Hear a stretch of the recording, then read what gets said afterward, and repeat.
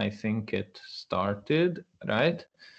And I share my screen. I think this is the right Emacs.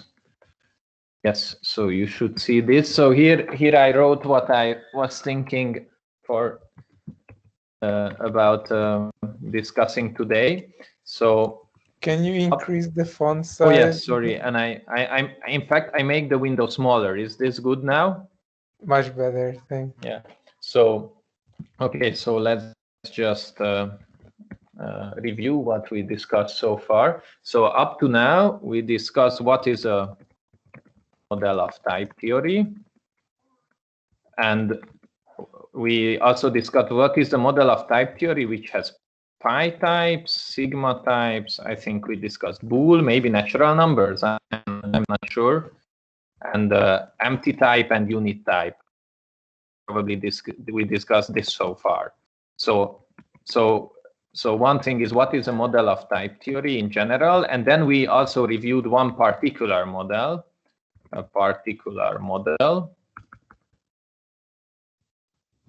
which is what's called the standard or set model. Here, contexts were given as set. Usually the models are named after what contexts are in that model, and in this model, contexts were just the set of contexts were set, so that's why it's also called the set model. And we reviewed some type formers, but not all the important type formers, but some of them. And the official name for a model of type and so on was WF with pi, sigma, and so on structure. So the core calculus of type theory was called category with families. That's the CWF, and then we had a choice of what type formers we had. What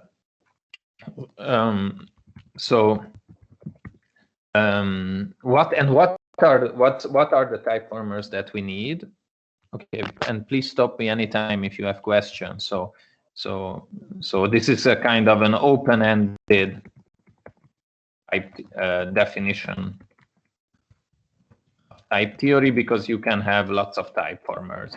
But for example, in Agda it's not open-ended, because in Agda there's a fixed number of type formers.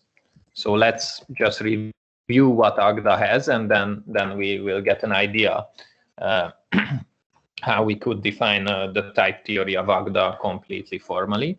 So Agda has pi types and sigma types, and in fact it also has record types, which is the generalization of sigma types. So it has a sigma types with not only 2 components but arbitrary number of components, and it's called record types.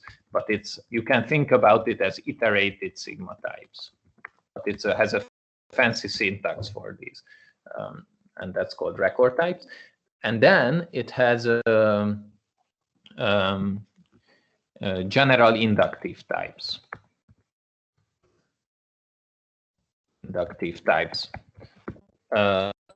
Oh yes, and I forgot, and it has universes. So we haven't discussed general inductive types, and we haven't discussed universes yet, and I'm planning to discuss these at today. And in fact, so special cases. So for the general inductive types, some special cases. Bool is a special case. Natural numbers is a special case. The empty type is a special case. Okay, and in fact, the special case of record is the unit type. Right? It's the unit type is the empty record. So it's the or you can think about it as the empty product type, or an empty sum type. Can you hear me?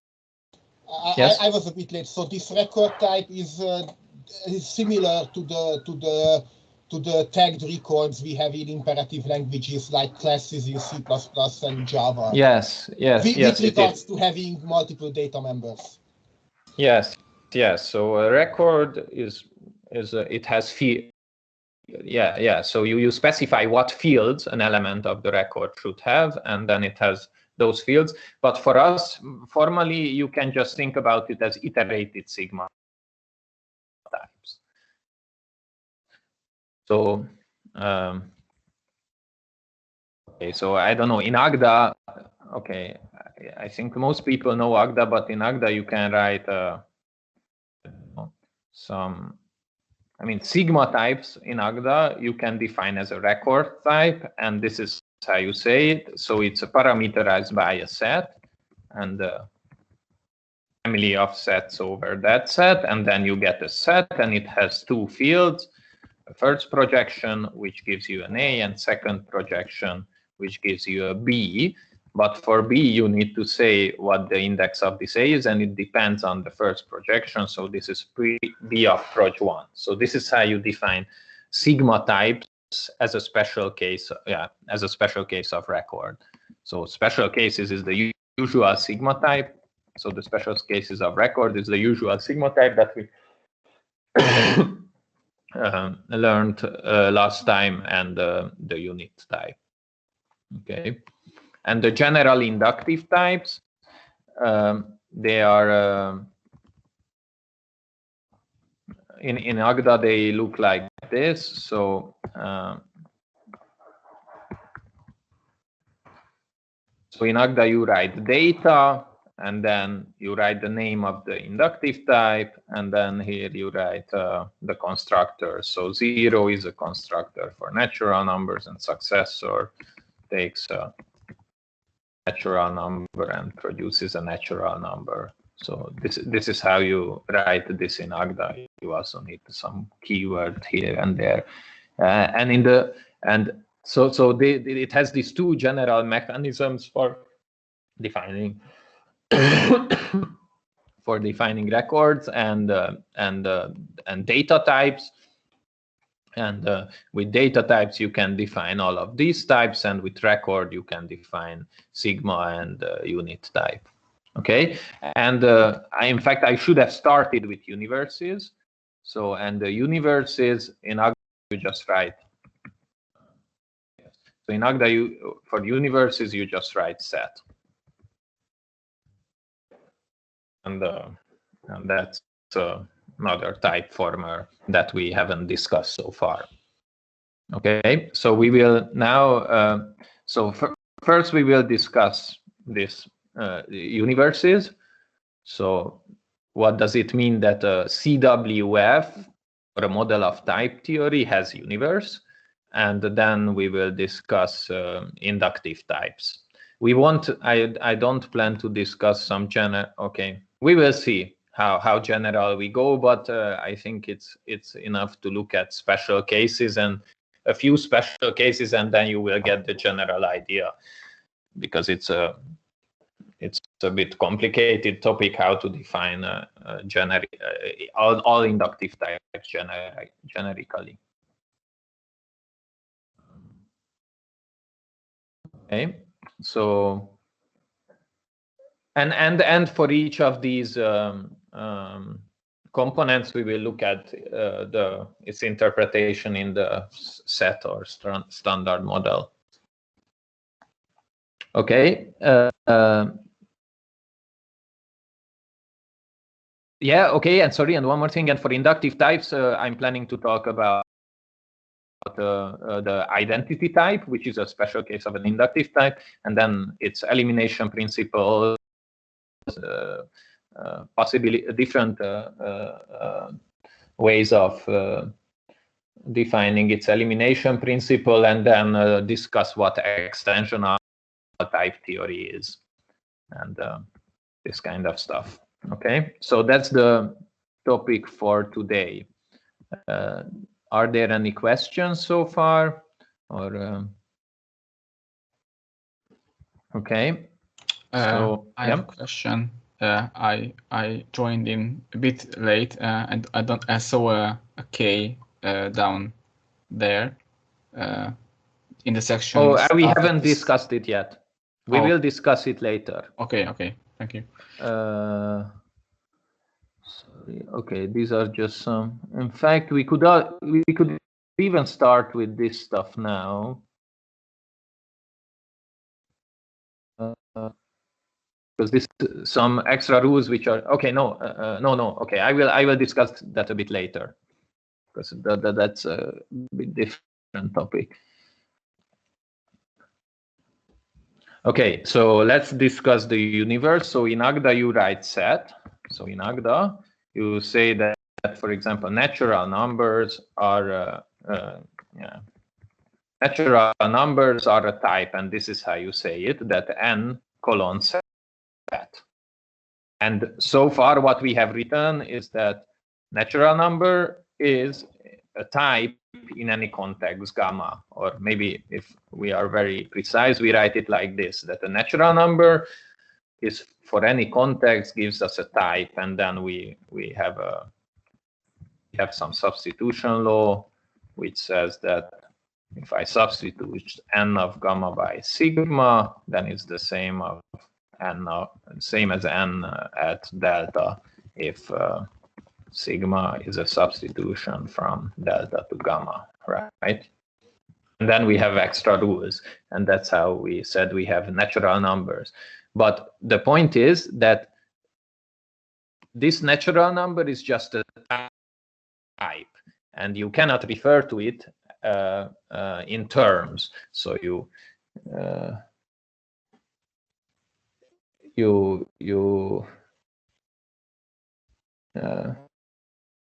I wonder how to. And in Agda, yeah, okay, I'm not sure how to explain this, but in Agda, you know, in Agda you can only write terms, and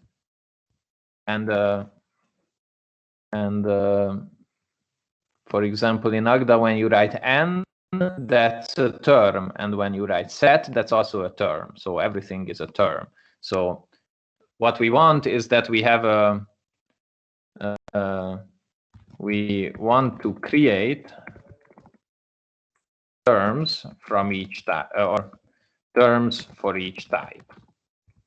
So, and that's the idea of the universe. So universe is a type of codes for types. Okay, so let me give you the rules. So a universe is like, it's a closed type. So a universe is a type in any context. So I mean, gamma is an implicit argument.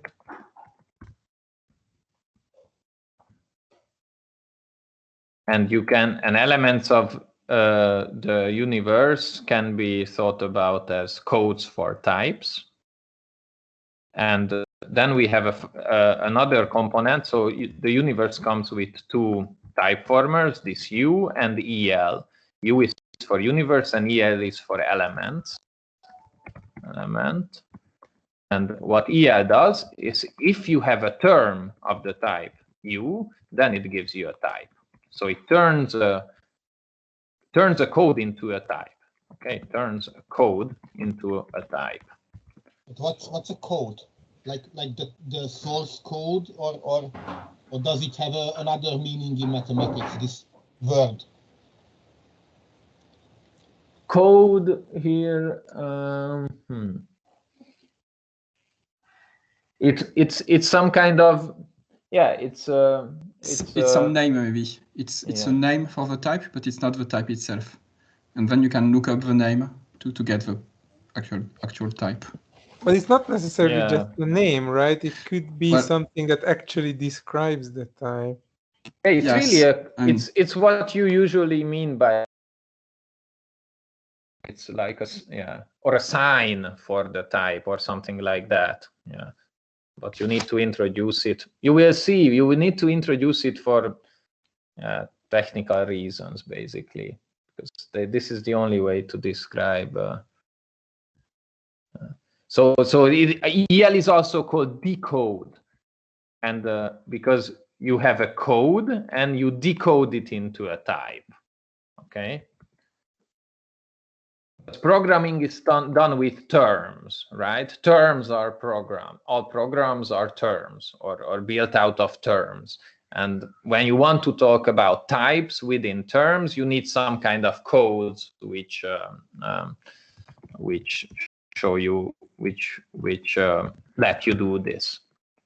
So, for example, if n is a code for natural numbers, okay, or I don't know, I call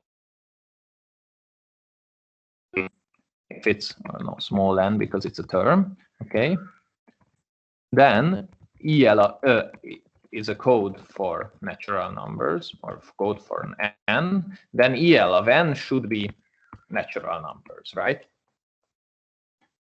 So if this is what it means that we have a code for natural numbers.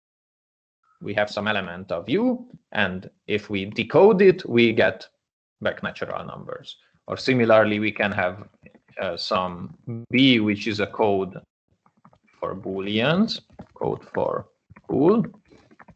Then EL of b should be bool. Okay.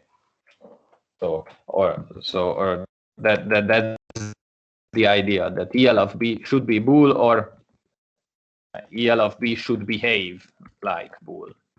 Okay, like bool. This is the idea.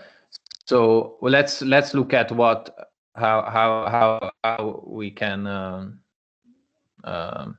describe this concretely. So the universe has these two rules, and also comes with the obvious substitution rules as well. So we have that u sigma is equal to u, and we also have that if we substitution law for EL says that if we substitute EL of a with sigma, then we get EL of a sigma.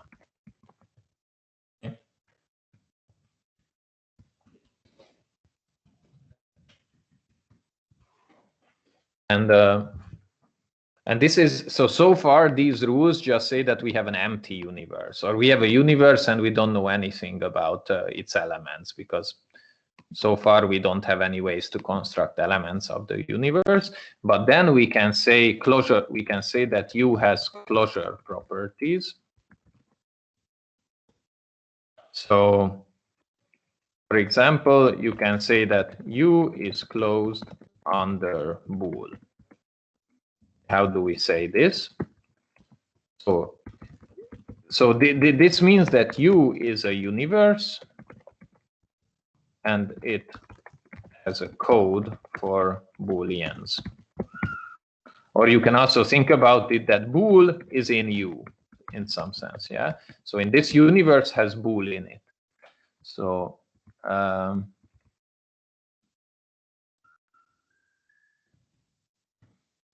so here the rules for U is closed under bool. First, we have some code for bool. So B is a term gamma U. That's the code for bool. And then EL of B behaves like bool. All right. In fact, there are two ways to say this. So there are different variants of how to encode these universes. So one way to say this was what I said before, that EL of B is equal to bool. So this is called, what is this called? Strong Tarski universe. Yes. Picked? Okay. Strong, I think. Yeah.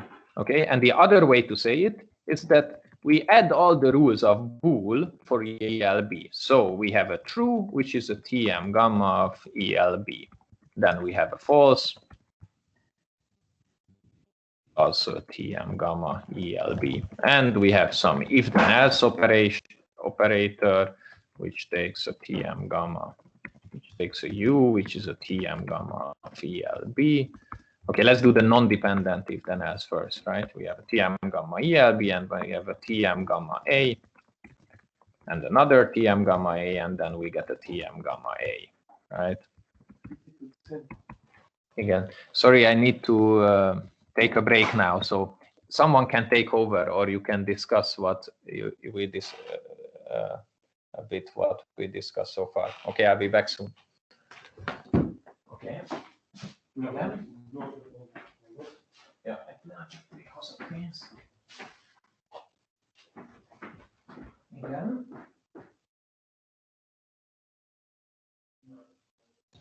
With regards to the things that were said in the chat, sometimes the audio does crap out for me too. Is a code for N. Yes, I guess the problem is on Ambrush's end, not on. Yeah. Each end.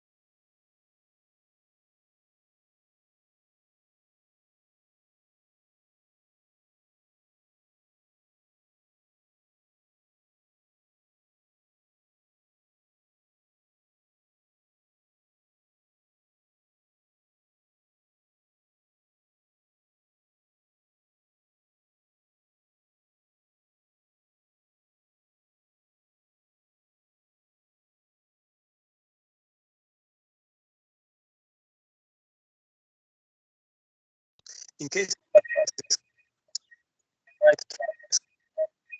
disclosure,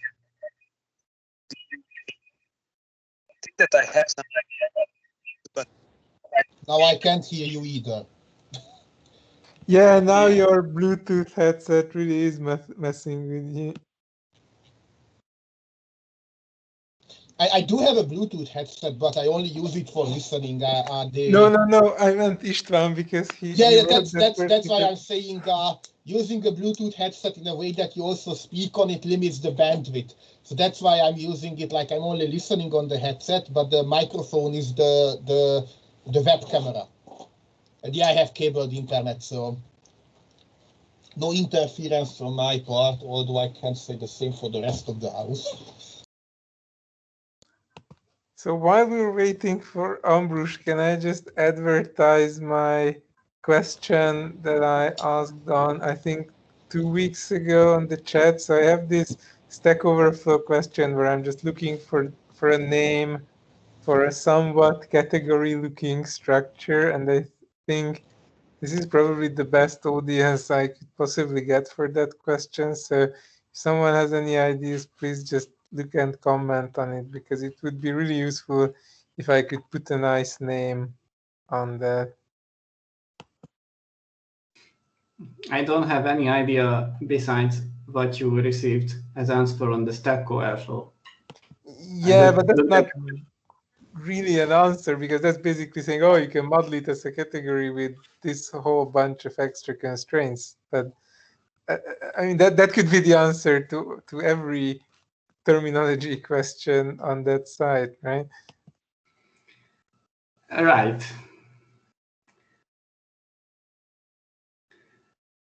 I'm not sure. I mean, Is bipartite pseudo category a thing? Is there such a thing as a bipartite category? I mean, I think if you take any category and then you just have like the set of all domain objects and the set of all codomain objects and set the relation as equality, was this suggested in the answers? I think this is okay, but I'm not sure. But I don't know any nice description for what you want to have. Maybe the solution is to just use a category like this, as I described. I think the weirdest part is the relation which connects the inputs and outputs. Right, but for my use case, that's the most important part. I mean, if it's proof irrelevant, then if you just take this bipartite category and then say that the relation is equality, that's also proof irrelevant. I think this is like the nicest definition which I can think about. But maybe you want some other relation, but I don't have a good intuition for how you use these relations. Well, I'm happy to discuss afterwards, but it seems Ambrus is back.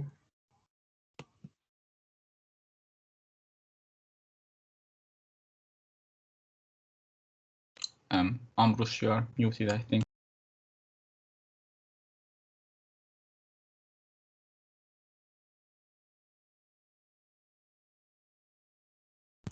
No, we cannot. No, I think you are muted.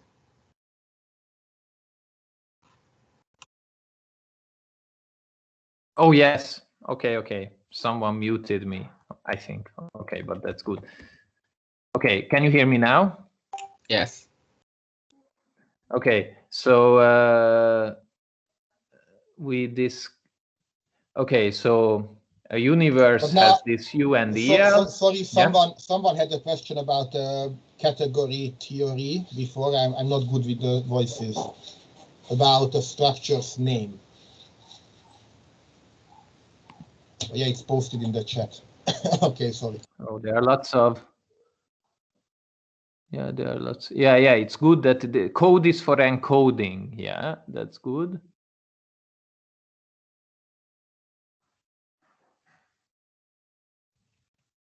Okay, so the audio is bad. Maybe I should. Okay, maybe I will stop using my headphones and use the laptop's microphone.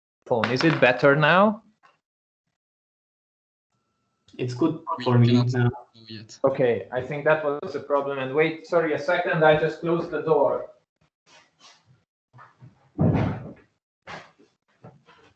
Okay, so it should be better.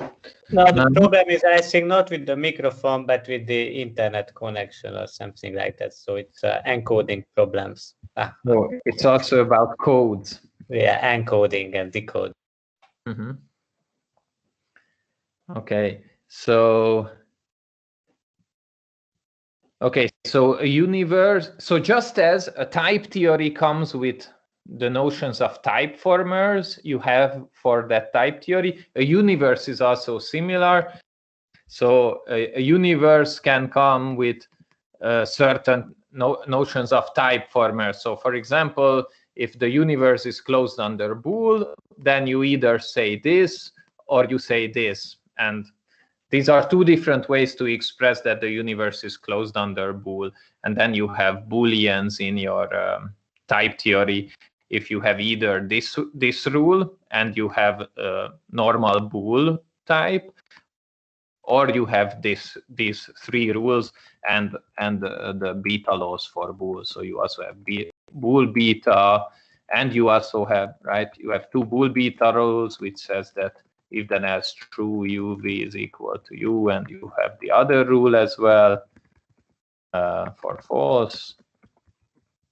And you also need all the substitution laws now. So now the substitution laws are a bit more subtle, because it says that if you, I mean, they look quite simple. So true substituted by sigma is the same as true, but to type check this rule, you already need to know this rule, right?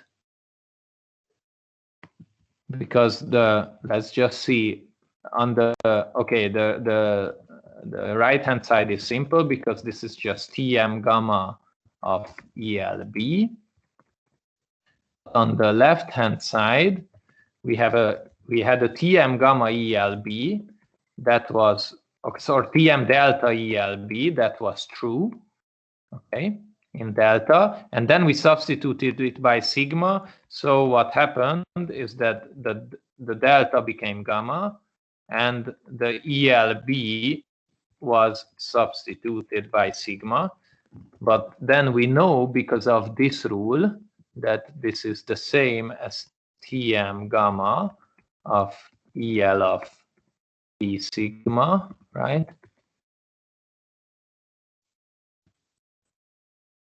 And I should have written EL of B sigma here as, or what? Sorry, no, EL of B, and I also depend. Sorry, I should have written the B rule as well, the B substitution law, which says that if you substitute B, then you get B back. So in fact, this.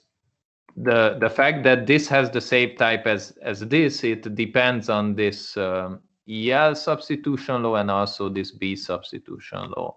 So because of the B sub, so this first step was here we use the EL substitution rule, and here we use the B substitution rule, okay? And then we get EL of B as well. And that's why we can even state this equality.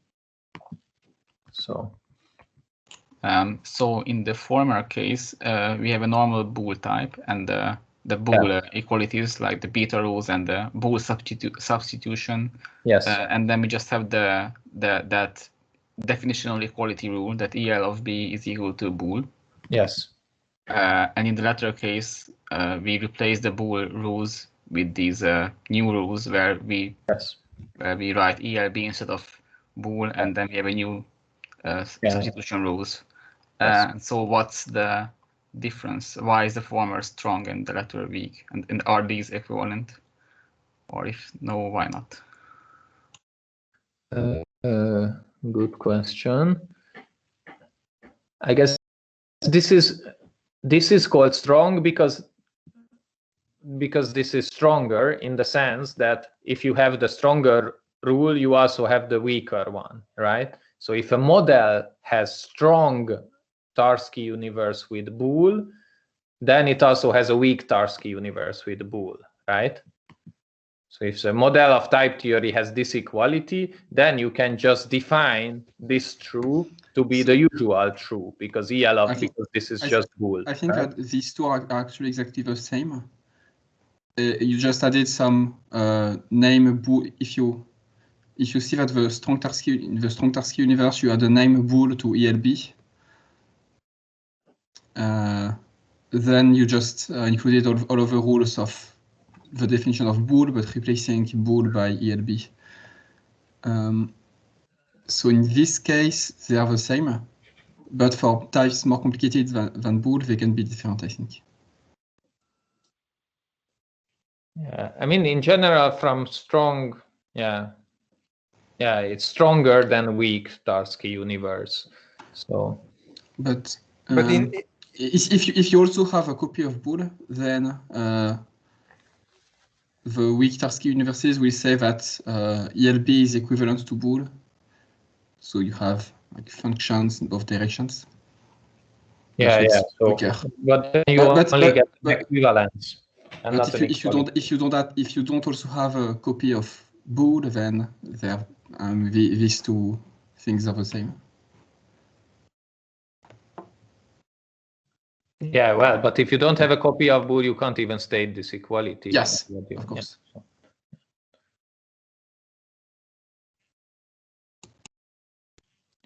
Yeah, so these are, yeah.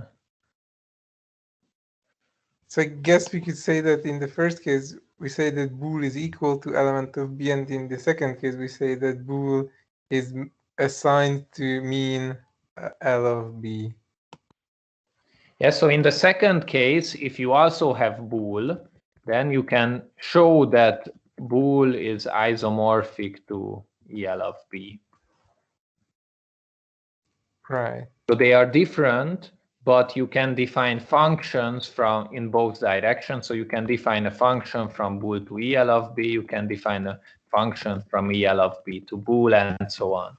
Right, but you can't define you have to define it one by one for each type, right? Like you can't in general define this function. Yeah. But we will look at two more kinds of universes which kind of solve this problem. Yeah. So in the latter case, we don't even need the bool type, right? So we just have the ELB as bool. So we don't have a type former for bool, right? Yeah, you don't need to have one. Yeah. And in that case, if we just introduce these elements of the universe like B and for example N for naturals, and we don't have explicit types, and just use EL of B instead of bool, then they are pretty much the same, right? The strong and weak ones. Yes. Okay. Yes. Then it's exactly the same. Yeah. So, and then, okay, now you can imagine that, okay, what is it like that U is closed under? It's like a good exercise to say what is U closed under natural numbers, or more interesting exercise, U is closed under function space, say. Let's just see how we could say this in this Tarski sense that U is closed under function space. So given any code, so the idea is that if A is in U and B is in U, then ARO B is in U, right? Something like this, what we want to say. So how do we say this with proper rules? So we say that if A is in or if small a, I write a small a for terms. So A is in Tm gamma U, and B is also in Tm gamma U, then we get a new component of Tm gamma U. So this would be, I don't know, fun, okay? And then the strong Tarski version would say, that EL of fun of AB is equal to a ROB, EL of A, RO, EL of B, right? This would be the strong Tarski universe where this is the function space that we have, okay? And this is the non-dependent version. Now, let's try to make it dependent, okay? So,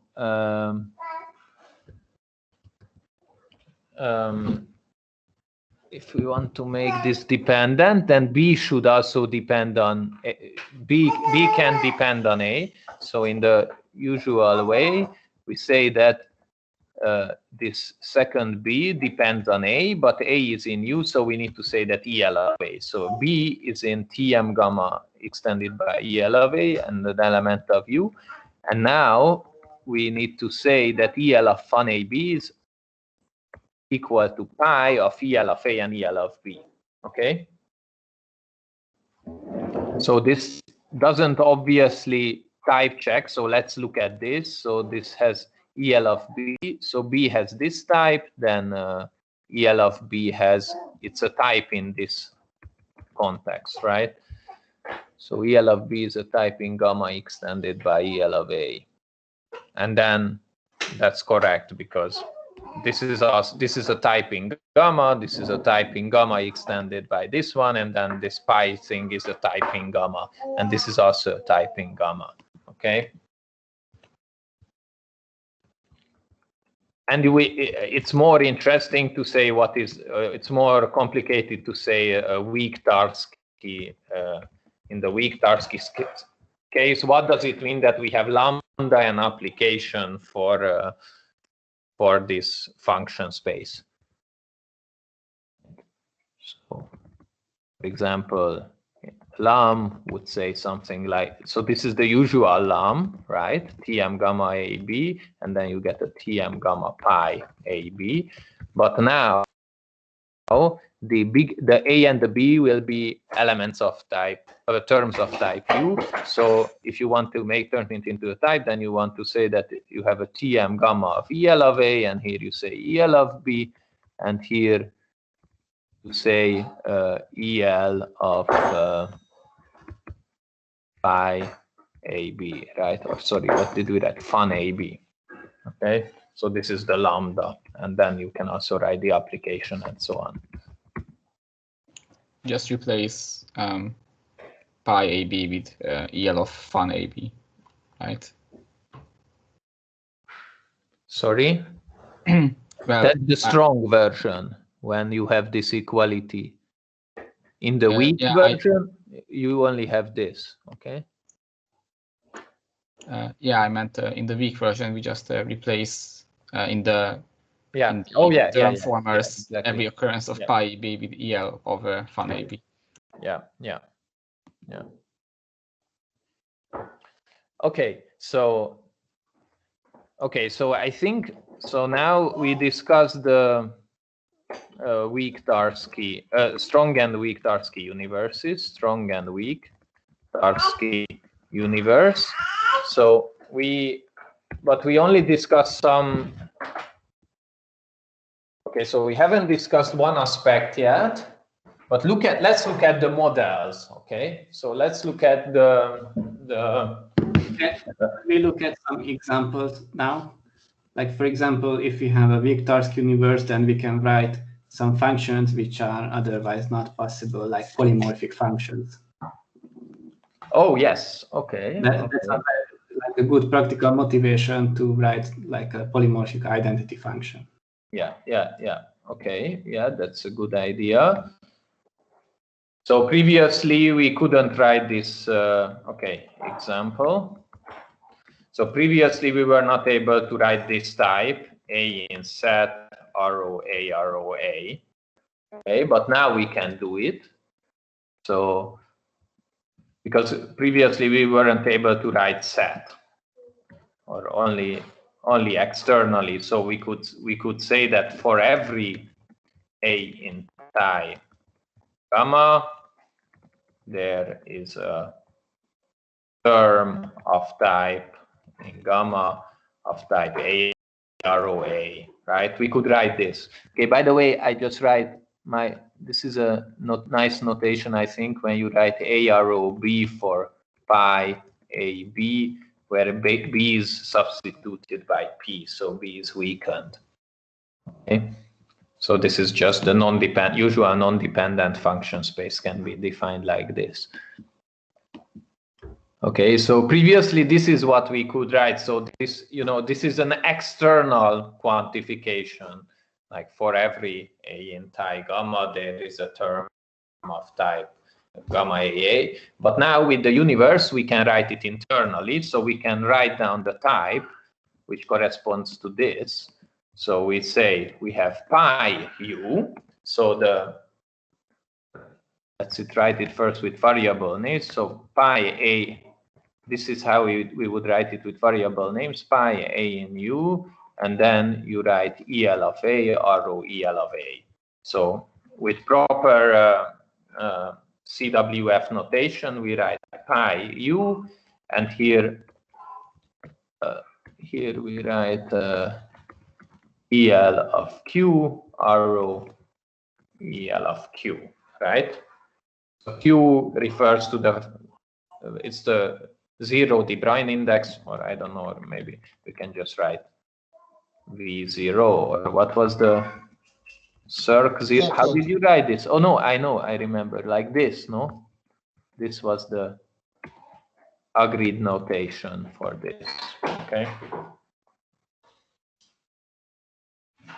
And this is the type of the polymorphic identity function. So now let's write a term. So we want to write a term which has this type in any context, okay? So we want a term in any context, gamma of this type, okay? Or let's do it, or fix the empty context, okay? So here we start with a lam. And now in the question mark, we need to write a term of type empty u, and then it should have this type, right? That's what we need to write in the question mark. So what should I write in the question mark? Lam 0. Okay, so here I write another lam, and now in the new question mark, I need to write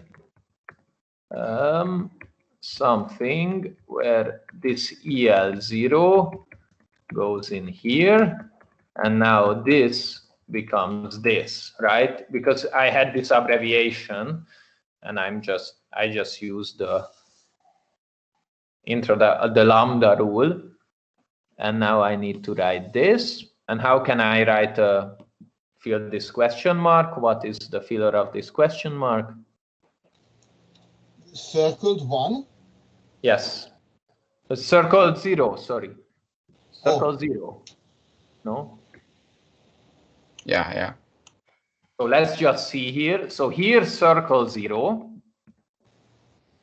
Oh, sorry, I wrote it in the wrong way. 0. Oh, sorry, I'm very bad at typing these Unicode characters. Okay. So this 0, yeah, has exactly this type. And let's see what type 1 has here. So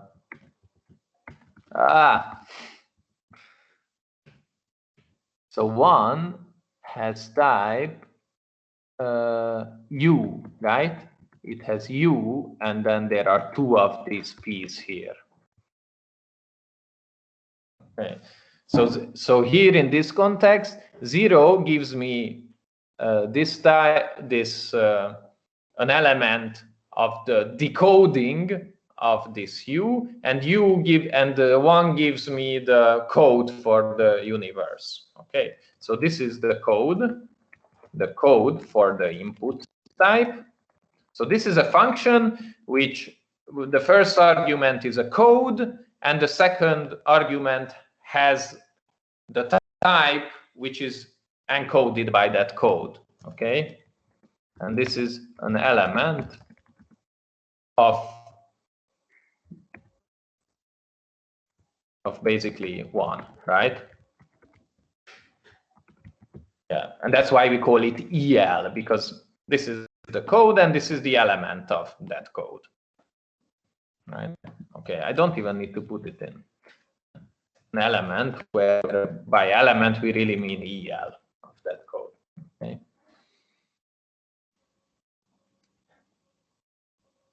So now you have polymorphic functions and stuff like that. Okay. Can't we do this in the strong task universe case? or something similar. Yeah, the same thing works.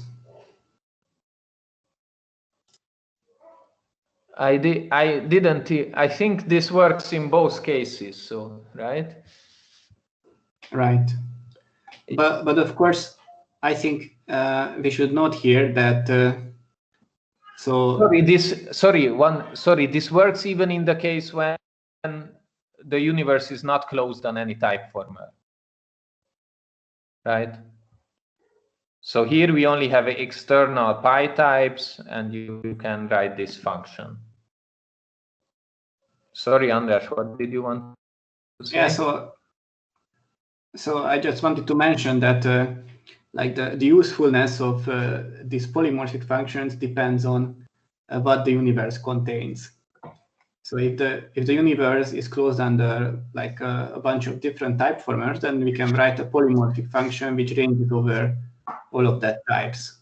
So if, for example, if U has NOT and bool, then we can write an identity function which works for NOT and bool.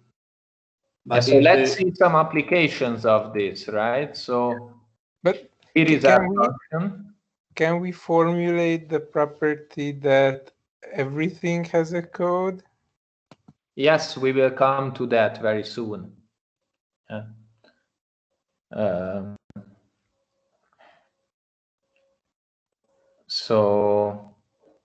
But let's see an application. So if we apply this, I think this dollar was introduced, right?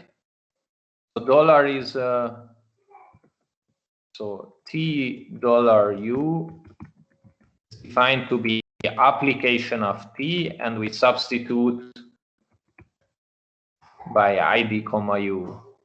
Okay, so T has type T gamma of pi AB, and U has type Tm gamma A, and then up T has type Tm gamma extended by AB, and ID, U is a substitution which goes from gamma to gamma extended by A, right? So this is just an abbreviation to get the usual application. Oh yeah, because $U is then just a Tm gamma of B, but because B might depend on A, we also need to substitute this B, so it's like this. Okay. So now we have the polymorphic identity function, and now we can apply this polymorphic identity function to any element of U. So if U has a code for bool, okay, so let's say that B is a code for bool, or okay, right, lowercase bool is a code for bool, then this will have type Tm gamma. Let's see, EL of 0, RO, EL of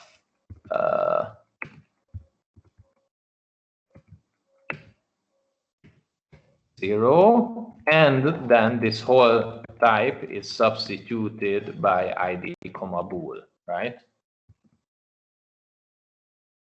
And this type, this type should be, if we apply this substitution, it will be EL of bool, RO, EL of bool.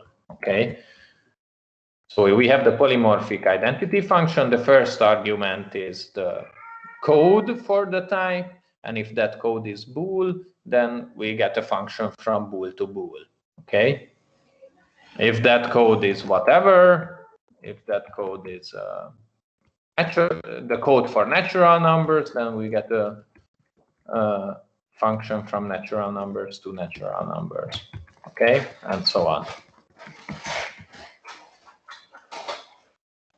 And usually in practical implementations of type theory, you have these implicit arguments, and this first argument can be implicit, and then you can you have all polymorphic, or in Haskell also the first argument is usually implicit, and then you can you have the polymorphic identity function even without mentioning which type it is. Okay. So now if we want to apply this to a concrete natural number, then we do right? Then we do this, and then we do another application, and we apply it to, I don't know, successor of 0, okay? And you can check all the rules of type theory that you get the same thing back. This function, by applying this function, okay? So this is an example of using the universe. So shall we go on to the standard model of the universe, which will, or even before the standard model, we could ask the question, what is there a code for U? Code for U itself. Okay, so we have, so U has a code for, I don't know, natural numbers and bool and function space or pi. We already discussed this, or this is how we say U is closed under these type firmers, but can U be closed under U itself? So can you have a code for U?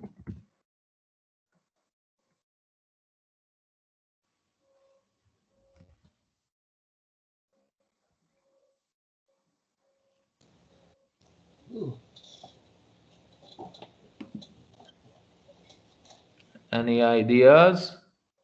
I mean, if we go by the Turing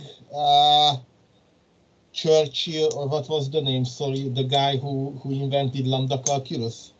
There was this famous Church. Yeah. So if we go by that equality and we go by the fact that in the Turing abstraction of the world, we have like these universal machines which essentially can understand the code of a machine by its input, then maybe the answer is yes, and it should exist. But this is a very sidestepping sort of reasoning. Yeah. Okay, so the claim is the following. So if we have a U, which is a Tm gamma U, such that EL of U equals U, then, and maybe we also need some closure properties of U, then we have a TMMT bottom. So then our type theory is inconsistent. But also Turing complete. And this is you can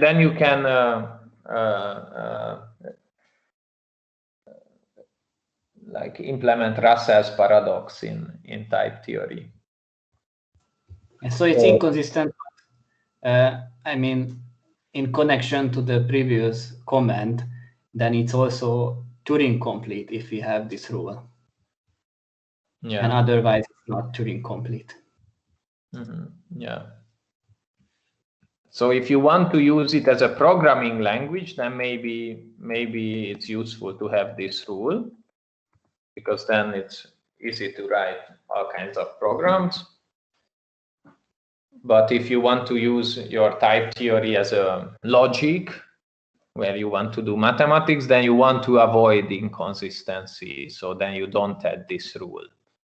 And in fact, the first version of type theory that Martin Löf came up with had this rule, and Martin Löf didn't know whether it was inconsistent, and then Girard showed that it is inconsistent, and then the solution was, so Martin Löf's solution to for the inconsistent, or to avoid this or Russell's paradox was to do the following.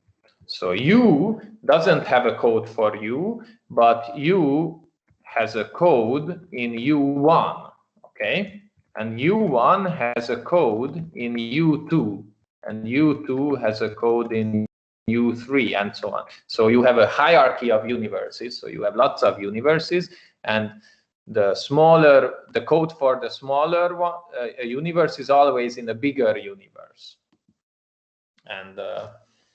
and this way you avoid the inconsistency. So this is the same idea as there is no set of all sets. Instead, it is a class. And then there is no class of our classes, but instead it is a class 2 or whatever, right?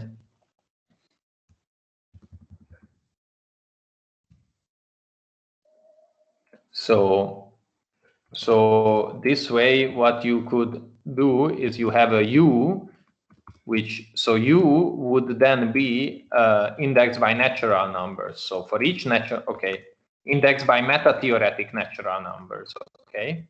So for each natural number, you get a type. And then also EL is like this, that now if you have a UI, so code in the universe I, then you get a type in gamma, okay? And then now you can introduce a code for U, which says that if for every I, so UI gives you a term in gamma of type U I plus 1. And if it's a strong Tarski universe, then you can say that EL of UI is equal to U of I. Okay. So this is a hierarchy. You mean strong UI plus 1, right? Tarski. No. This is UI. This is the decoding of the code. Okay, this is the important part where you add an extra level. Okay. So here this is UI, and yeah, the universe at I, the code, the elements of the universe at elements of the code at level I is just the universe at level I, and that's it.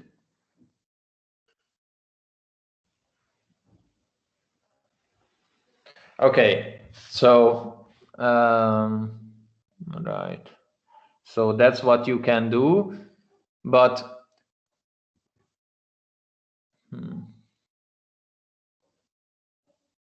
okay, now I think, okay, so this is yeah, so we looked at Tarski. Okay, let's just summarize. Okay, summary.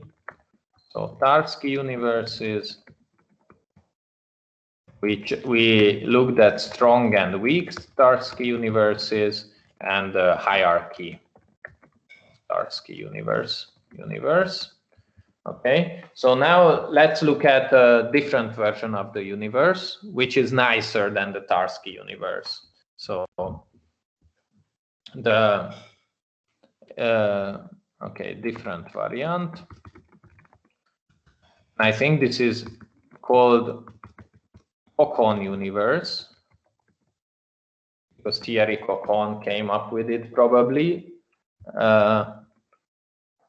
And it is like this. It's much simpler than the Tarski universe. So you still have the U, you still have the EL,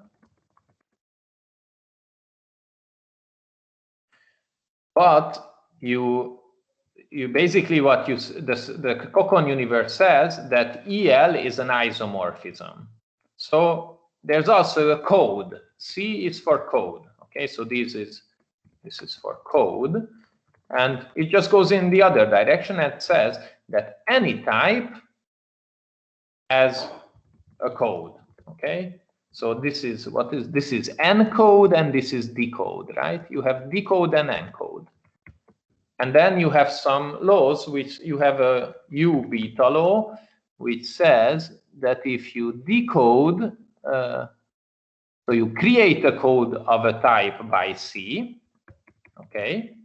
So A is a random, A is any type, okay? Then you create a code for this type, and then you decode it, then you get back the original type. And also in the other direction, if you have a code, small a, then you decode it, you get a type, and then you check what the code for that decoded type is. It is the same as that. Okay, so this is a Cocon universe.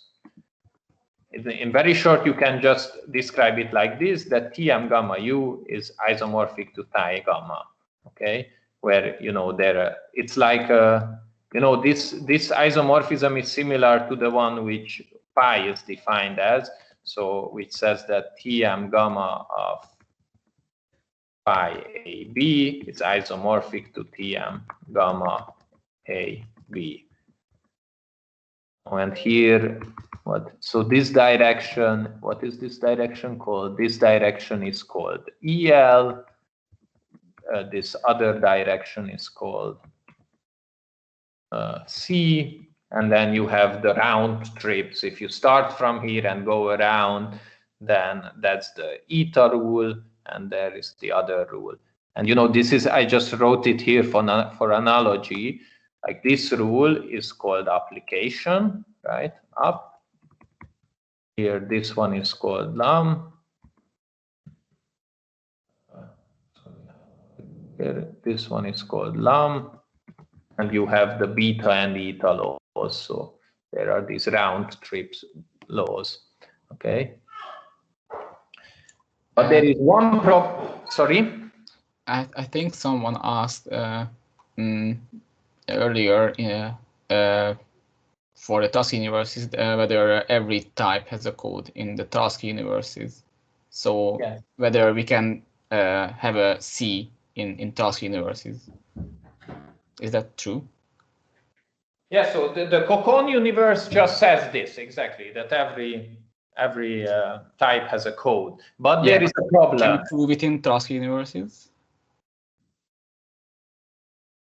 I mean, if you have if every type has a code in a Tarski universe, then you get a Cocon universe maybe. If you also have these equalities. I mean, Cocon universe is stronger than Tarski universe. Okay, so obviously from every Cocon universe you can obtain a strong Tarski universe. So the hierarchy is so far like this. So there's strong weak Tarski, and strong Tarski is stronger, and Cocon is even stronger, and we will have an even stronger one soon here. Okay. Okay. So basically, in a Tarski universe, not every type has a code, or not necessarily has a code. Not necessarily. Yeah. Okay. Okay, what is the problem with this? What I wrote so far? Can someone see? Well, it's the same that U has a code. Yeah, exactly. Yeah, thank you. So here, if you check, you have CU, and it has type TM gamma U. So basically, you just as if you believe previously that you can get a paradox from U having a code, then U has a code, then you have the same problem here. So we have to refine this a bit. So we have to introduce levels everywhere if we want the Cocon universe. And moreover, we also need to introduce levels for types. So we need to have types indexed by levels as well. So first, Ti was like this before, but now we say that a type is indexed by a level. Okay, so types for each level we have a different set of types. Okay, I don't know what is the good order for these arguments. I don't mind. Maybe the other order is nicer. I don't know. Where this is first. So now this is how it works. So UI is a type at level I plus 1. Okay, here is where we increase the types. But for everything else, the levels just stay. So for EL takes a code for a type at level I, and we get a type at level I. If we have a type at level I, we get its code, which will be at level I, and that's it, okay? So here we need to add these levels, and now everything is fine. And this is the nicest version of the universe. So in fact, if this, this is the most convenient version of the universe that you can work with, because here you don't need to say that the universe is closed under something, because the universe is automatically closed under everything. So this is exercise, okay, exercise to show that the Cocon universe is stronger than the strong Tarski universe. So for example, say that you have Boole types, then show that the Cocon universe is also strong Tarski, okay? Like, you know, so now the code for Boole can be defined from taking the usual Boolean type and taking its code, okay? The same way you have the code for natural numbers can be defined by C of naught and so on, okay? So this is the Cocon universe, and let's discuss the last one, which is even stronger, which is called Russell universe, which you take this rule. Okay, so Russell universe. So you take this rule and you turn this into an equality, and that's Russell universe. And that's what Agda has. So Agda has this. And it's very nice to work with this in practice. That terms of type gamma at UI are equal to types at gamma at level I. Okay, so now let's see the standard model. Okay, so standard model. You remember that contexts were defined by set. A type at gamma was defined at gamma arrow set. And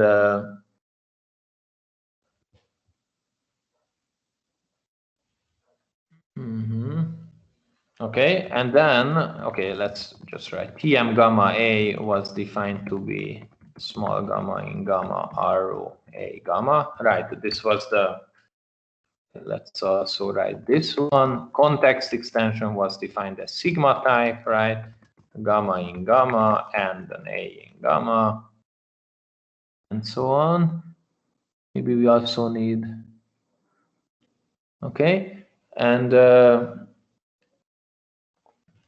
now how do we define U? So U is a type in gamma. So U, that means that U goes from gamma arrow set. So U of anything, we want to define it as set, right? So, but here we have the problem again that this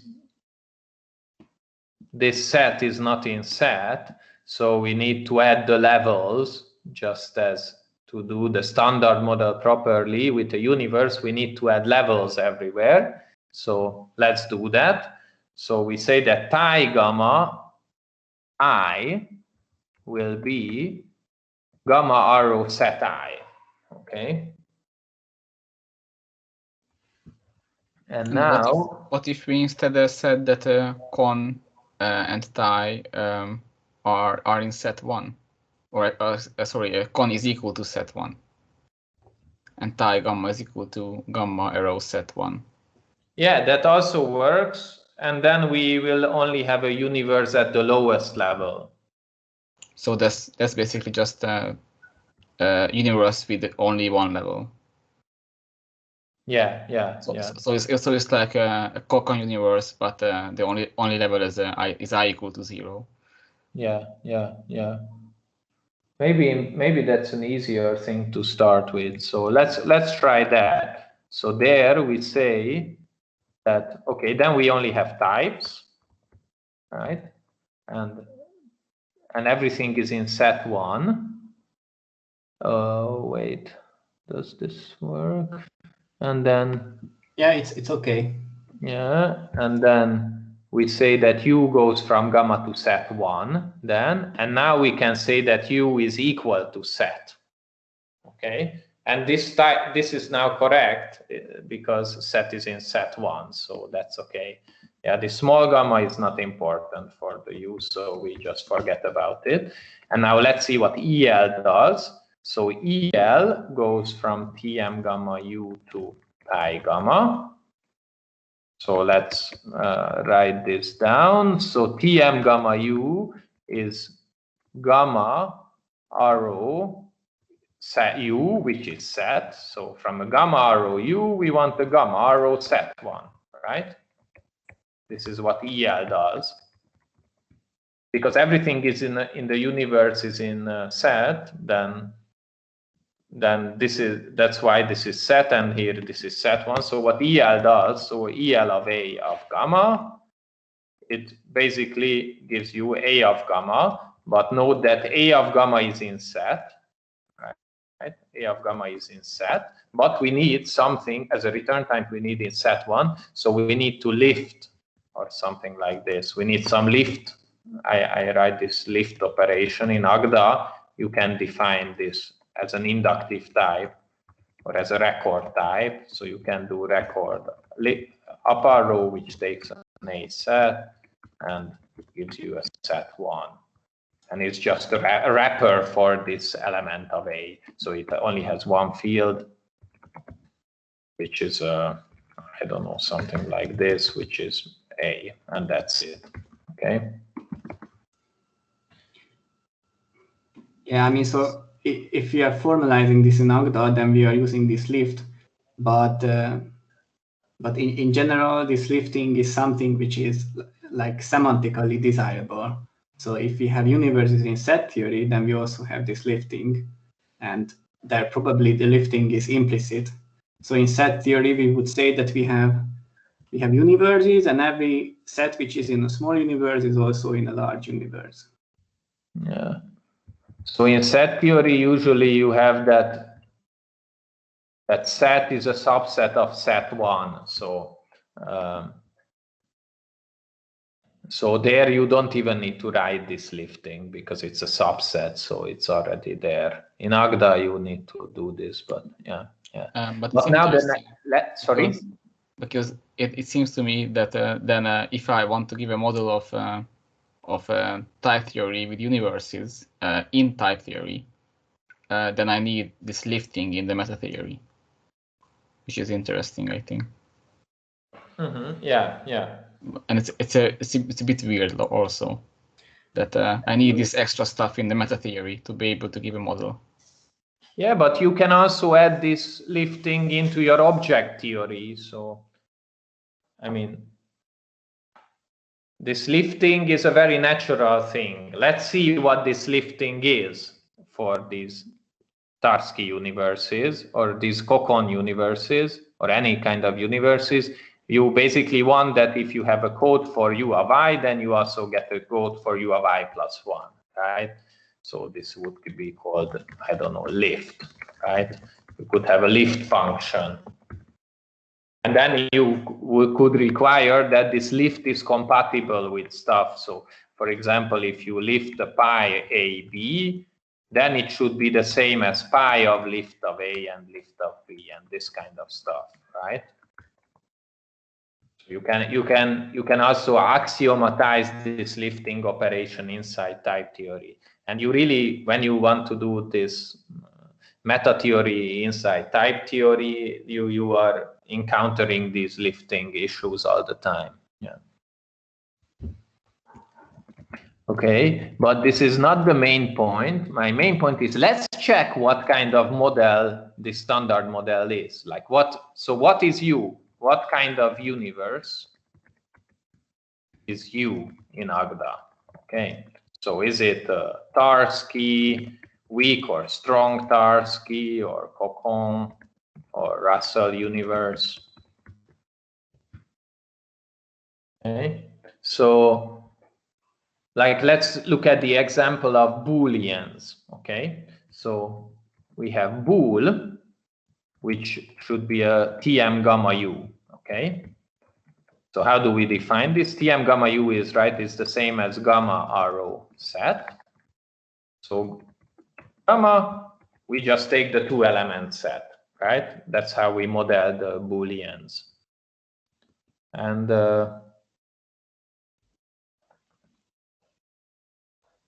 oh, okay, yeah. And then let's see what EL of bool is. EL of bool is the same as EL of 2. Am I writing? No, sorry, EL of, here is EL, so EL of bool gamma, or I write it with lambda, so this is gamma rho this, right? Where this is bool, and bool gamma is just 2, so it's upper row of 2. So EL of bool is just the meta-theoretic bool, and we add this upper row here, okay? And right. And what is bool? Okay, I want to write the usual bool as well, so it's Ti gamma. So Ti gamma is the same as gamma rho set 1. And how do I define the usual bool, or the external bool? Sorry, the bool which is in Ti and which is not a code. So you see that the codes were also given by types here, or a meta-theoretic sets. And then here bool gamma, here I need a set 1, and if 2 is in set, then I need to lift it. So you see, this is a strong Tarski, right? Because we do have that EL of bool is equal to bool. We have this in this standard, in the standard model. Okay, so the standard model is strong Tarski, but is it, let's see, is it Cocon? Is the standard model a Cocon universe? So for the Cocon universe, so for the strong Tarski, we needed this. Then this is also obviously weak Tarski. And for the Cocon universe, we needed this other direction. So in addition to U and EL, we needed this C operation. So let's try to do the C operation. Do we have the C operation? For any type, we get a Tm gamma u. Okay. And so now, yeah. So the C operation, okay, let's see. So what is Ti gamma? It's gamma rho set 1. And Tm gamma u is gamma rho set. So what this C does, it seems that it should turn everything in set 1 to set, and that we cannot do, right? Because set 1 has more stuff than set. So the C operation we don't have in this version. Okay, so no, not Cocon. Okay. So we can't give a model of type theory in with Cocon universes? Yes, we can, but we need infinite hierarchy of universes. Or we need to distinguish at least, we don't need infinite hierarchy, but we need to distinguish at least small types and large types. So we need two sort of types. So we need Ti gamma small and Ti gamma large. This is how they usually do this. Oh, okay, or so the other way would be to have Ti gamma 0 and also Ti gamma 1 and so on, right? So that, okay, so the if I solution, understand it, sorry. so the solution is to have the information of size on Ti, and then we don't have to use lift because everything will be the right size. Yeah. Because we know the size, and that way we can actually have Russell universes because Agda has Russell universes.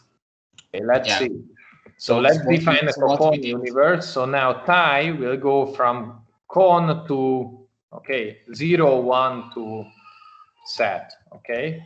Where 0 or 1 says whether it's small or large. And now it's defined like this. So Thai gamma of 0 is a set. Okay, this is, in fact, it goes to set 2, but it doesn't, not very interesting. And Thai gamma of 1 will be then set 1. Okay, so this is how we interpret these. And then then we have to lift set 0 because it's not in set 2. Yeah. In Agda you need to do that, but let's not. Yeah, in Agda this lifting is a bit annoying. So yeah, this is in fact this is not yet a solved issue in type theory, how to do this lifting in a nice way. So it's in every implementation it's a bit annoying, and they have different solutions and stuff like that. Okay, so Tm gamma A is again the same as before, so it's just gamma rho A gamma. And then, okay, so U is now a Thai gamma in 1, okay? So that means that it's gamma rho set 1, and U anything is defined. The Thai 0 and Thai 1 should be a function, right? Oh, yes. Oh, yes, thanks. So this is gamma rho set 1 and gamma rho set 0. Yeah. Okay. So EL is Tm gamma U2 Thai gamma 0. This is important. So now you can see in the typing rule of EL that it returns a small type because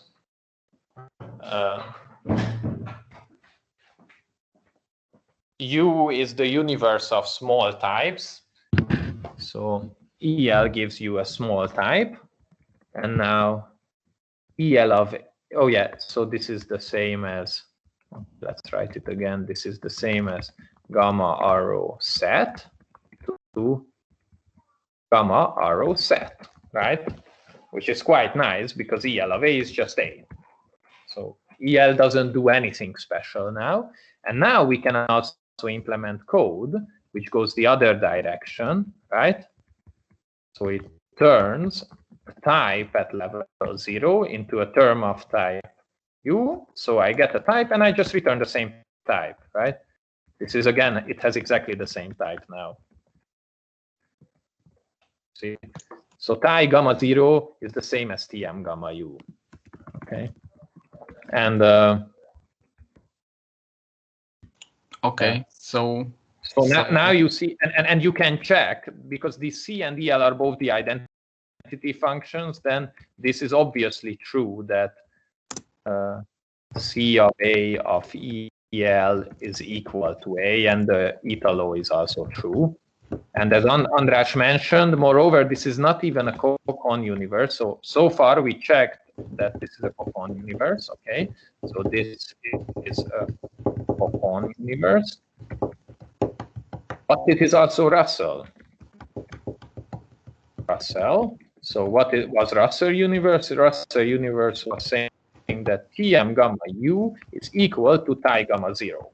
This is what it says in our case. You know, in the general case, it said that Tm gamma of Ui is equal to Thai gamma I. And this is true because this is, as we saw here, this is just gamma rho set. Left-hand side is just gamma rho set, and the right-hand side is also just gamma rho set, right? So we have equality here. Okay. And this also works. So all of this. So in fact, in the case where we have it also works in the case where you have an infinite hierarchy of universes.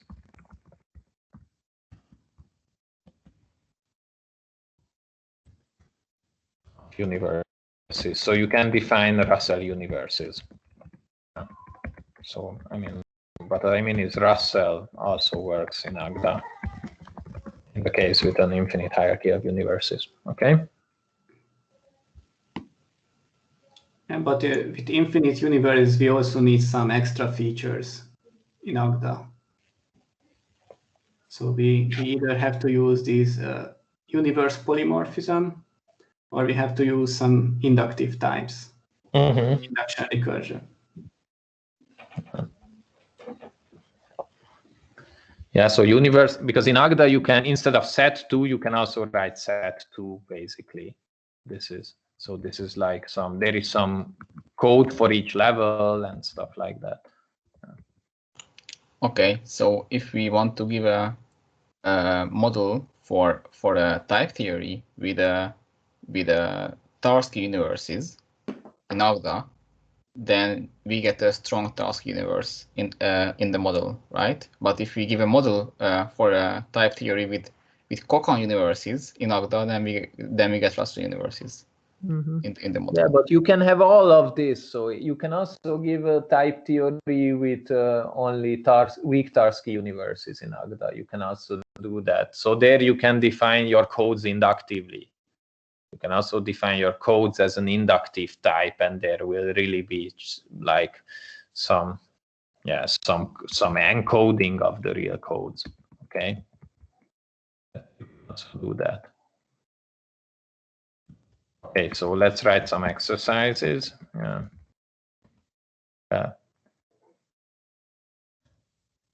So show.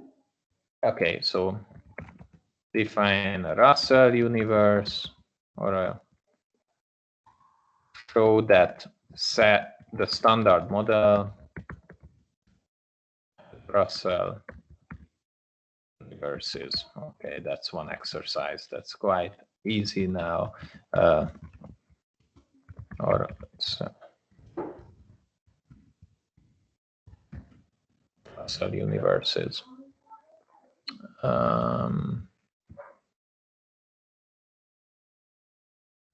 Yeah, and define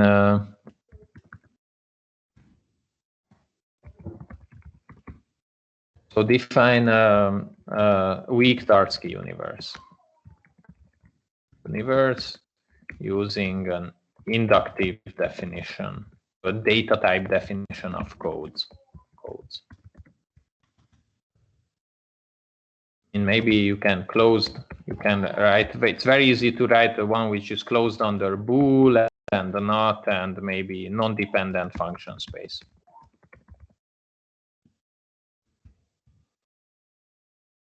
The dependent function space is a bit more subtle, but that's also doable. Yeah. Okay, so so this is what I wanted to say about universes, and it's already a bit late, so I'm not sure if I should go into inductive types or maybe discuss some extra, because we've seen now that okay, for universes can be represented in several different ways, and the standard model in Agda supports Russell universes. So it's some kind of extra equality, and it's an interesting equality. So this equality, this Tm gamma ui is equal to Ti gamma I. This is an interesting equality because it's a sort equality. So it says that certain terms are the same as types. And we could think about what other stuff does the standard model satisfy. So there is this equality that the standard model satisfies, that certain terms are the same as types. But there are other interesting equalities that the standard model satisfies,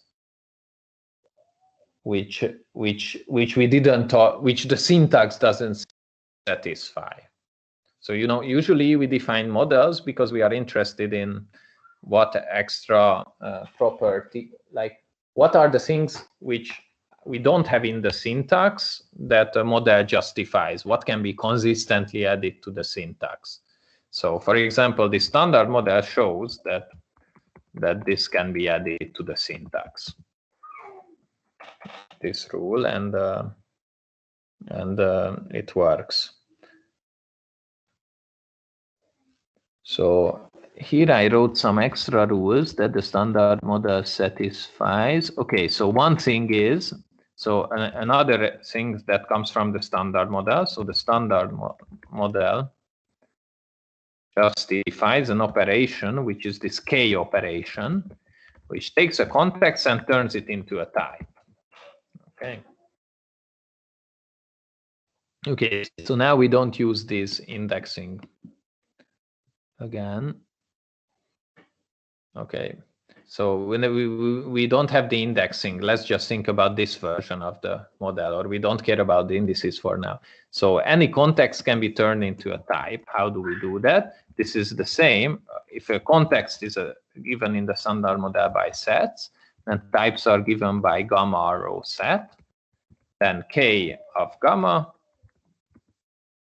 we get a context, or K of delta, we get some context, and then we have an element of gamma, and we just define it as the set delta, okay? So this is the constant type, okay? So constant type. It doesn't depend on gamma. Right, the context is like, in the standard model, a context is like a type, but it doesn't have any dependency. So we can turn every context into a type. And an interesting thing that the standard model has is that terms of this constant type are exactly the same as substitutions into delta.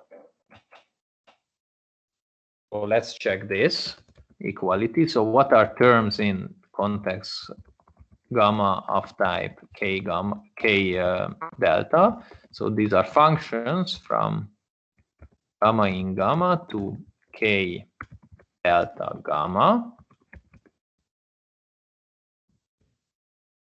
But K delta gamma here was defined to be delta, so this is just delta. So this is not even a dependent function. So this is just gamma rho delta.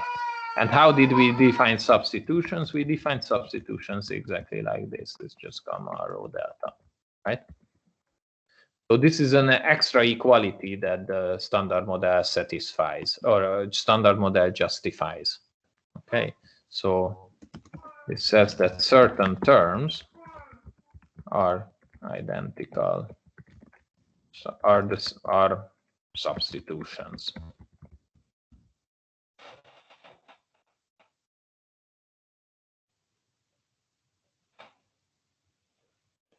Yeah, which is quite, it seems quite weird because, you know, if in the syntax we think about substitutions as lists of terms, right? The sub gamma delta has delta many terms. If delta is made out of n types, then sub gamma delta is a list of n terms.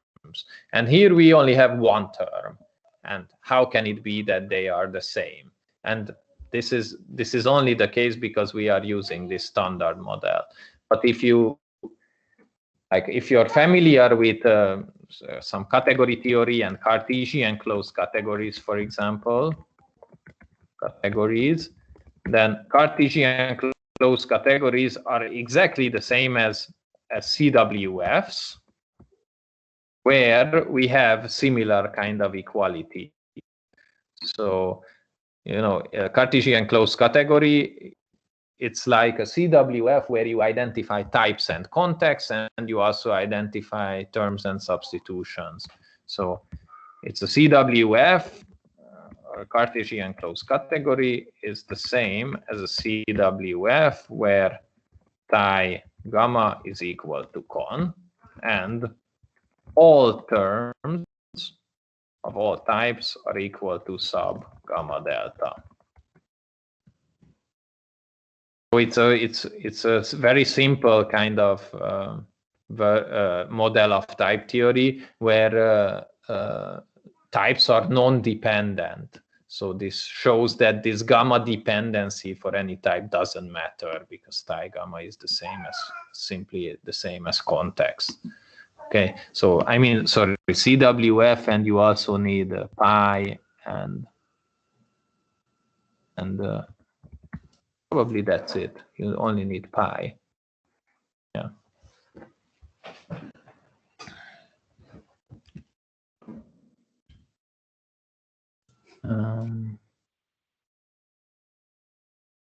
All right, and some more interesting equality that the standard model justifies is, for example, this one. That substitution of compositions is equal to. We are hearing some weird sound. Another weird sound is over. So composition of substitutions is the same as instantiation of a substitution of a term if this is well typed. Okay, so and when in what case is this well typed? So this on the left hand side, let's see. On the left hand side we have sub theta delta sub gamma theta to sub gamma delta, right? On the right hand side we have oh no, I don't need that many spaces. Here we have Tm, let's write the same, Tm theta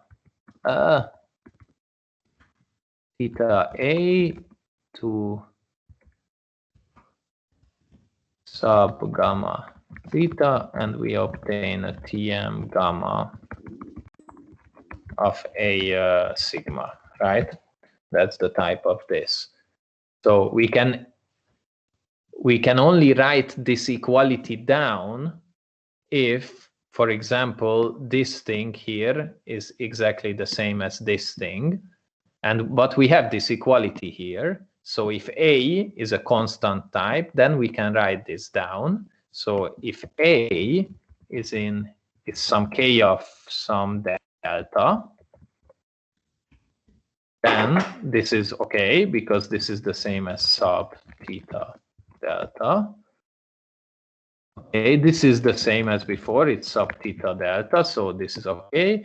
And let's see this one. So this is term of gamma of k of a sigma. And I didn't mention, but this k also has a substitution law.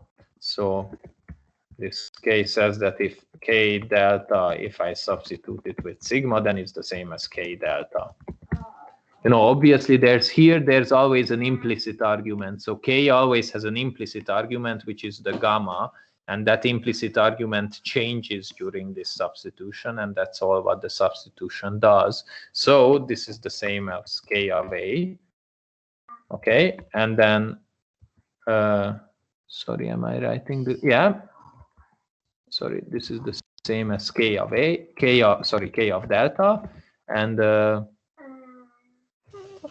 because this was k of a, sorry, I always write, so this was k of delta of sigma, and by this rule this is the same as this one, and this is exactly the same by this equality of sorts as sub gamma delta. Okay, so at least now we were able to type check this equality and the equality type checks, and let's see if this equality is really true. And for that we only need to know that this is defined as lambda, how it is defined. So we have two substitutions, sigma and delta, and then we have sub gamma delta, which is a function from gamma to delta. So we have a small gamma as an input, and we define this as an output, right? And how is substitution defined?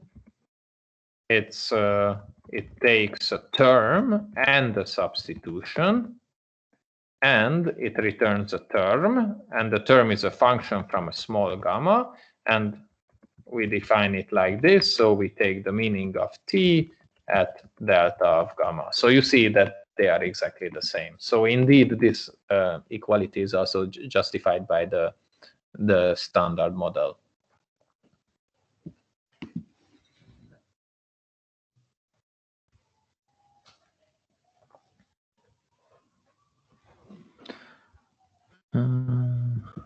What did I write here? Okay. I cannot discuss reflection because I didn't talk about the identity type. Okay, so I think these are for next time. Next time we can discuss more inductive types and what in how the rules for inductive types look in general, and then we can discuss the identity type a bit more. And then we can talk about what's the difference between intensional and extensional type theory. Okay, are there any questions? Well, let me see the Can we look at the standard model of Kokon universes with infinite hierarchies? Yes, we can. So, okay. I'm like I don't know what the con should be, because if I want to model the types as a set in some universe level I, then con should be something that contains all possible levels of types. Yeah, exactly. So con needs to be because you know con is built out of con is like a sigma type of all the types which you have in it. So for example, so I don't know. So for example, in the standard model,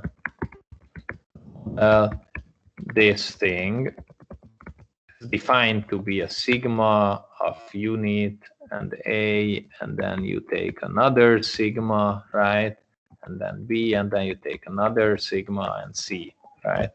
So the sigma type, we didn't discuss this, but if you have levels, then every type former treats levels somehow. So for example, sigma looks like this. So if you have a type at level I, okay, and then you have another type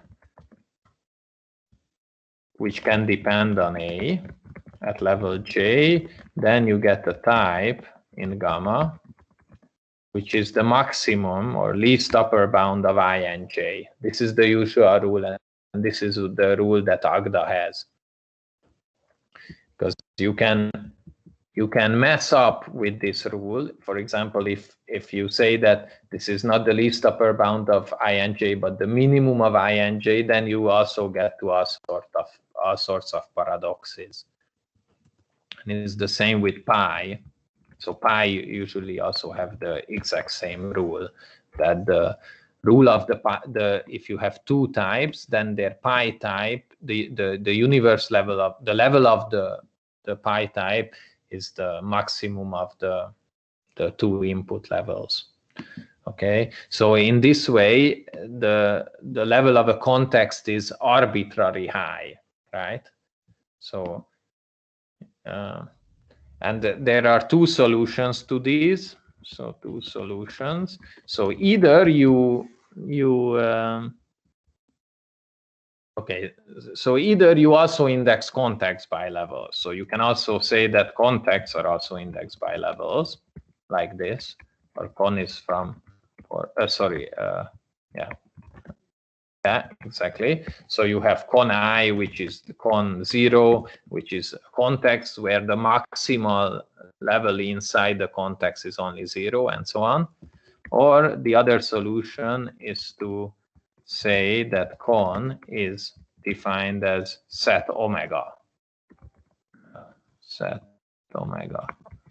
So this is the nice thing about set omega is that all set, so set 0 is in set omega, set 1 is in set omega. At least it can be lifted in Agda to set omega. So, but I think in Agda you need to write it this way. Set omega is larger than all finite set levels. But as I read on Wiki on Agda docs, set omega is not really a type. It's a bit special because yeah, it's a bit special because set omega is not in set omega plus 1, because I think in Agda they haven't implemented set omega plus 1 yet. But this is this kind of problem that you always have. You have to somehow say what your types are, and in Agda they said that in a few years ago Agda didn't have set omega, it had set 0, set 1, and so on, and then there were things which were not types in Agda. Yeah. And now they added this set omega, but I'm not sure what the current exact rules of this are.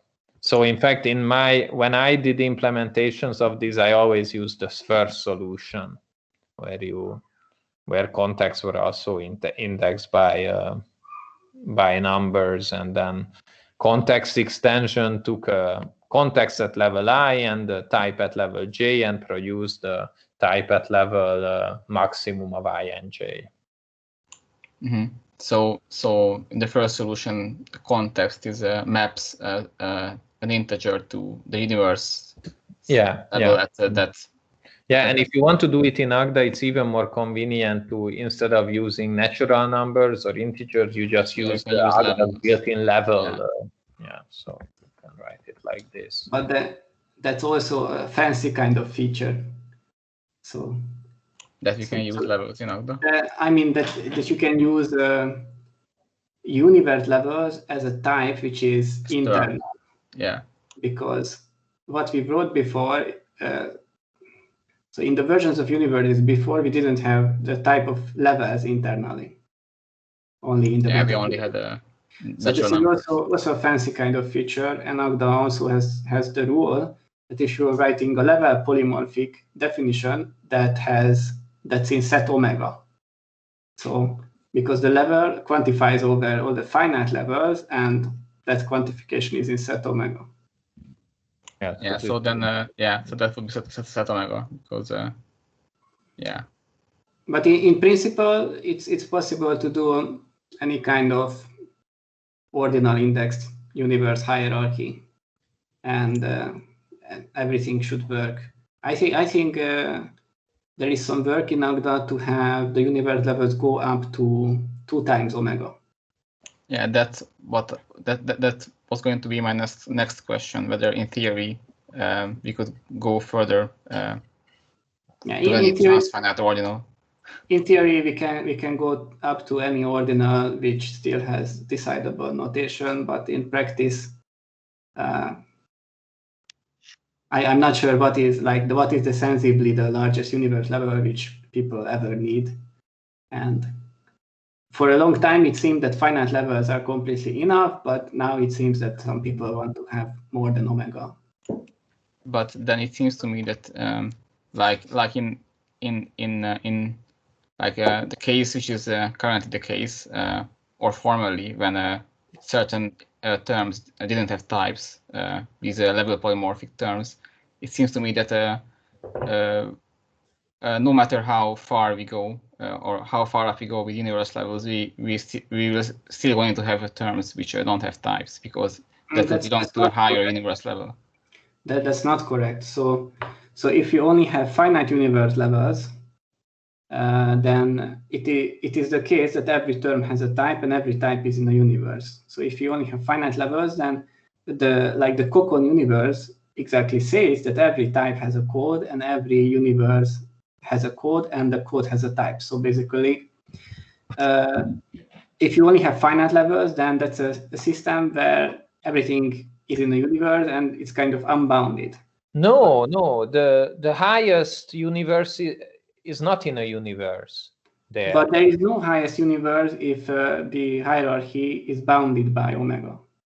Oh, yeah. If you only have finite levels, then everything has a universe, and every universe has a type. So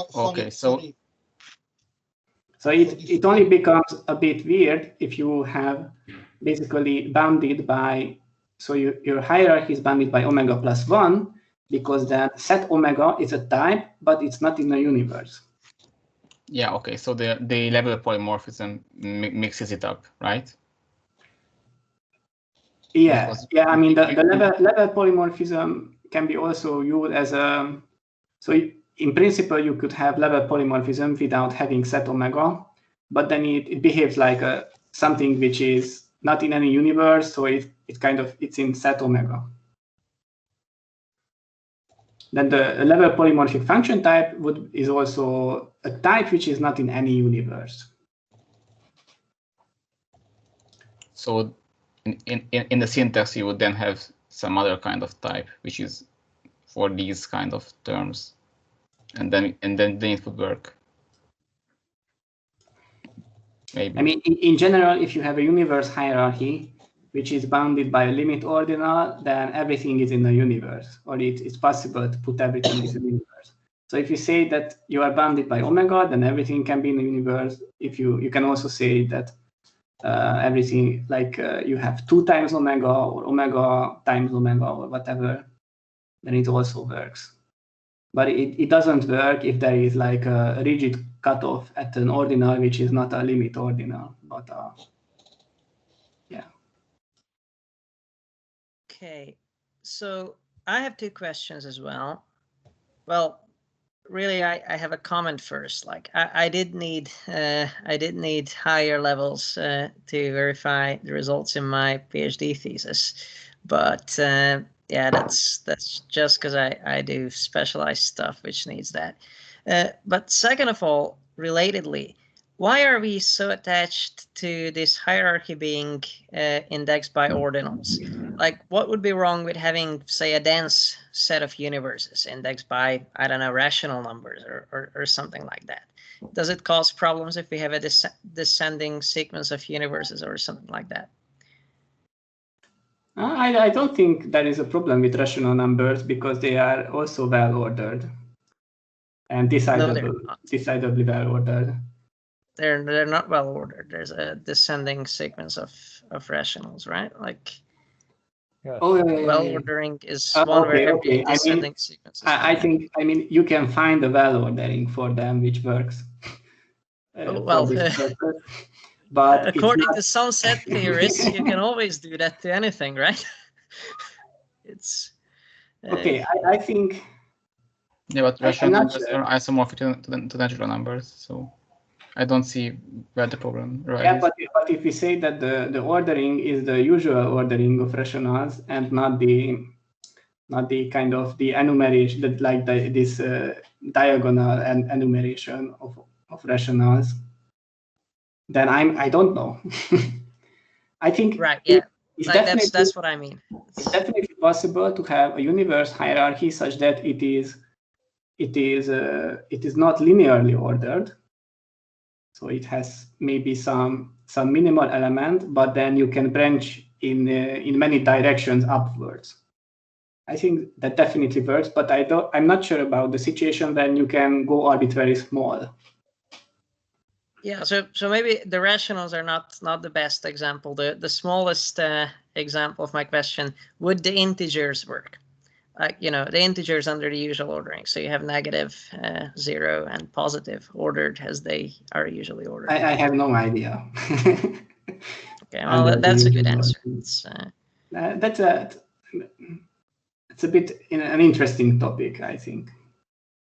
But then I think, so the problem is that we have to find like arbitrarily small sets if we want this to behave nicely. So if we want to have this lifting operation, then I think probably it just becomes degenerate. So like we are reaching like the empty universe, and then below that everything is just an empty universe.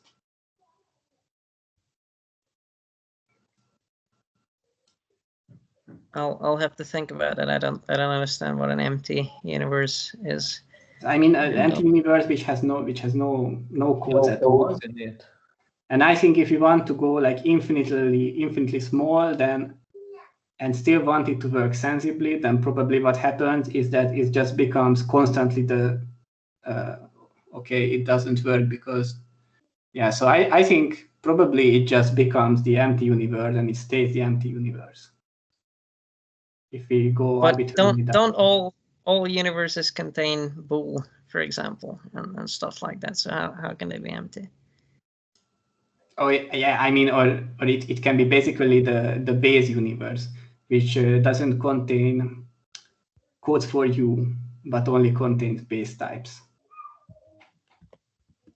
It can, yeah. So in a trivial sense, it works. So I think in a model it works that we say that 0 is set 0 and everything below 0 is also set 0. But it's not very interesting.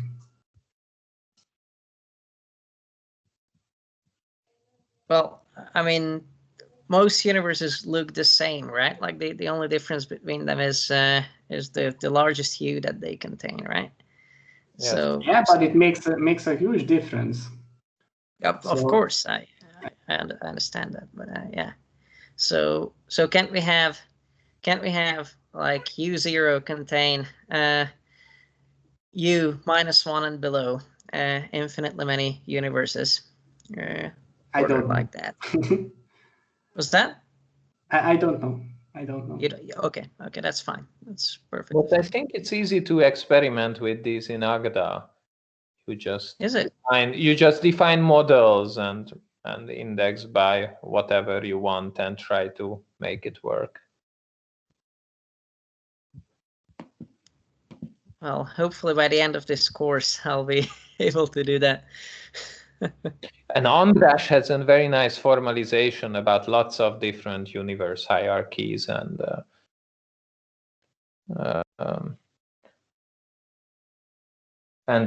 also universe hierarchies with lifting included and lifting operations included and with automatic lifting and this kind of stuff.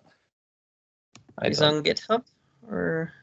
Yeah, I'm sure it's public, but I don't remember where it exactly is. Maybe András. Ask András. Oh, actually, he just wrote. Oh yeah, perfect. Thank you.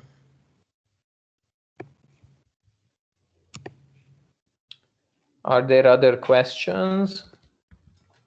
So next week I will be the next presenter, right? Yes. We are just doing the same order. Yes, let's just continue. Okay. With whatever you want. But I wanted to talk about inductive types and extensional type theory, and then the family model, which disproves excluded middle.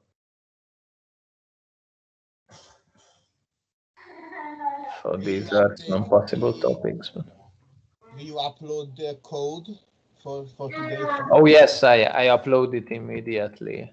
Okay. Right. What's the format we upload it in? Do we give it a meaningful name? tt-intro-ordinal. Okay. I think only that will be using that format. But you can see it in the files. Yeah, okay, I'll check the files. Okay. I might have just one more sort of linguistical question to follow the tradition of last time's ending. Why is the Greek big sigma letter the notation for what is essentially a dependent product type? It is not a sum type, it is a product type, right? Well, it's both. You can view it as a sum and also as a product as well. Because it's a generalization of, like so sigma bool and A is the same as A plus A, no?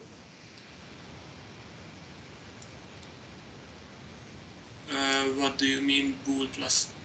Oh, you mean so it would be the second one would be a maybe, for example?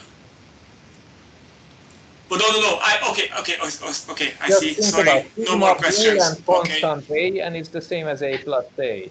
And Okay. more generally, sigma Bool not if B, A then is the yes. same as Okay. infinite sigma type, infinite Okay. plus type. And that's why it's called sigma. Yeah. Okay. Thanks. Okay, I think I uploaded the thing now. Okay, yes.